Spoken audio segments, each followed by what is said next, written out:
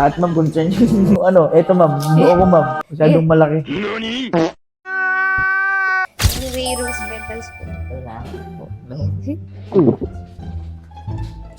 Ano po yung concern nyo? Or baka ideal haircut? Actually ma'am, wala, di ko rin ma'am kasi alam gusto ko ma'am eh.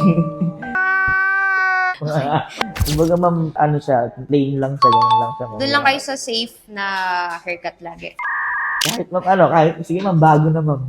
Pero eto, kailangan po ba masyado siyang formal look? Or Nakita mo lang boysen yung balde namin, di ka na nag-chat ah.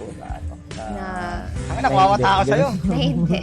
Ano ba usually nagiging concern nyo na lang sa sa lahat? Sa mukha, sa buhok?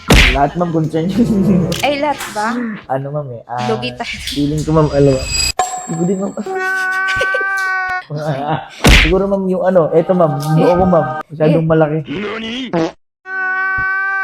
So, pwede naman natin siya i-cover up. Bigyan ko na lang kayo ng haircut na pwede natin siya i-cover up. And at the same time, since nasanay kayo sa ganitong hairstyle, pwede nyo din naman siya magawa sa iisang haircut.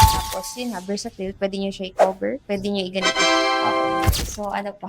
Yun lang ma'am, yung ano ma'am, kakaiba lang ma'am yung dito ngayon ma'am, kasi lagi ma'am ganito yung buko ma'am. Wala yung fade dito, tapos dito yung makapal. Ay, wag mo. Baliktad ma'am. Wala, ayan, diba? Good luck ma'am.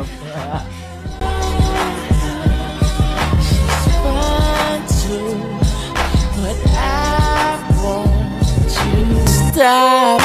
Wait a minute, the way you move that girl, you done got my heart all in it, and I just wanna be